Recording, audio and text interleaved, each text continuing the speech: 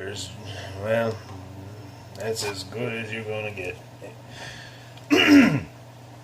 Hello, welcome to Drinks with Ron. I'm Ron, and I am about to have a fucking drink. This, according to this cork, if you believe corks, and I do, I've never been steered wrong by anything I've read on a cork in my life, it's got an R. Leads me to believe that this is a batch of the rhubarb wine I did last year.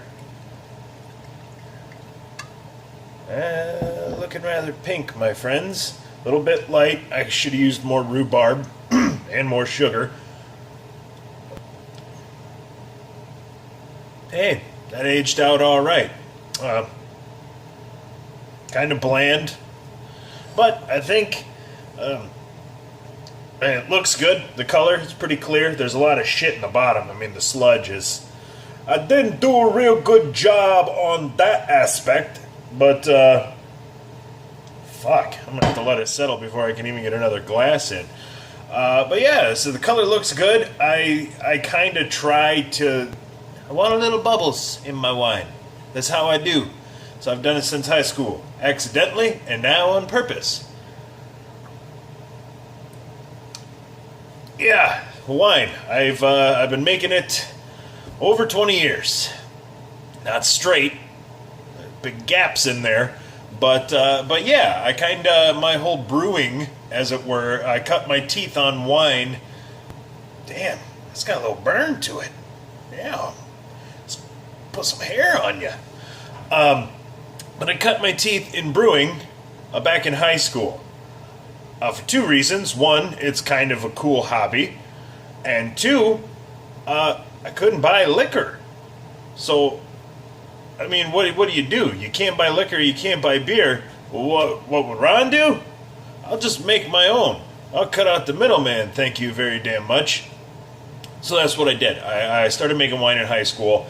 Mom had a little cellar. I had to go to make special trips to Madison to try to buy my equipment. I bought, there's like gallon jars of apple cider.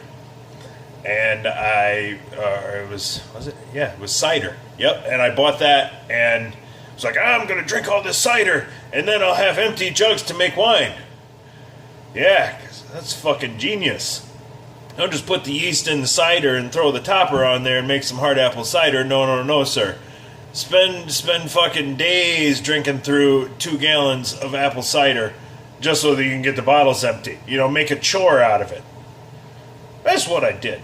So, yeah, so I had to make a trip to Madison, wine and hop shop, because, you know, buying a rubber stopper and a bent glass tube, there ain't nothing that says you gotta be 21 for that.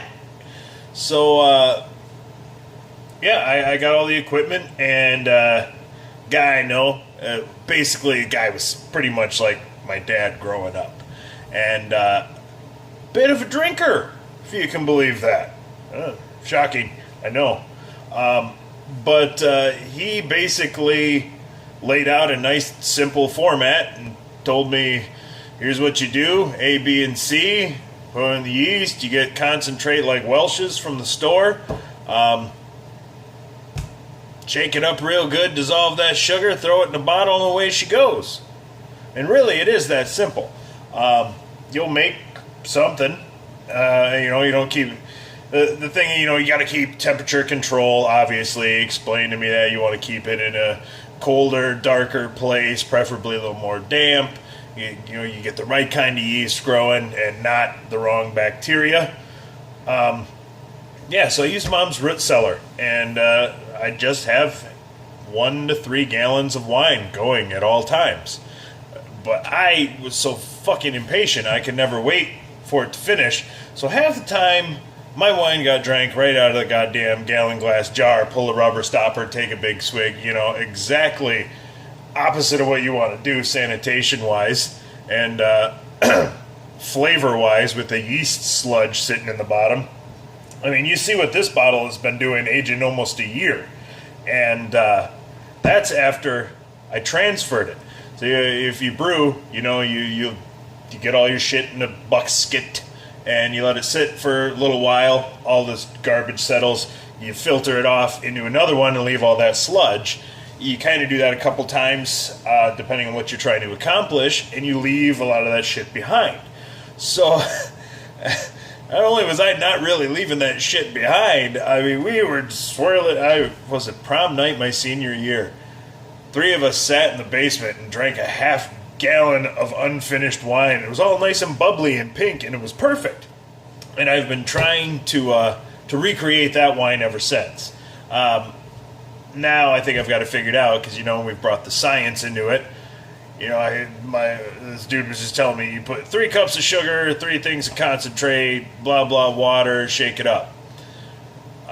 So now I've got a hydrometer, at least. I can test the sugar level. So you can test the sugar level and you can see where you start, and then you can find out where you finish, and you can subtract them, do the math, and you figure out how much alcohol you have. But there's also tablets you can put in that will kill the yeast when you've hit the level you want.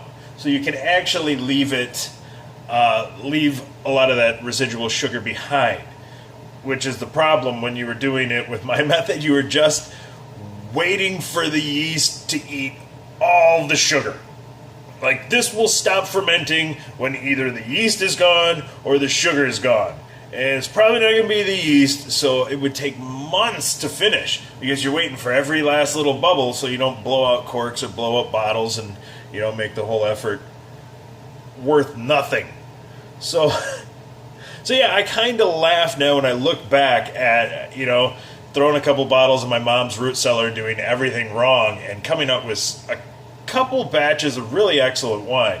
A lot of shitty ones, too. I moved to Madison and tried doing it under my bathroom sink in my apartment in Madison and made 2 gallons of vinegar. But, I didn't find that out till I drank it because, I didn't just take a good smell and say, oh, hey, that's vinegar. I had to get a glass out and go, blah. So yeah, you got to watch the temperature, is what I'm saying to you. But, holy Christ, it's noon. Well, that's a good sign. I should probably finish this up, since the reason I'm drinking is I have to test this. This is a test to see how my rhubarb aged 1 year later. I'm not drinking because it's Saturday and I'm finally off work. No, this is for science. So, my salute to science, and batch 1.0 of the rhubarb. So, it's not too bad. For Drinks with Ron, I'm Ron, signing off.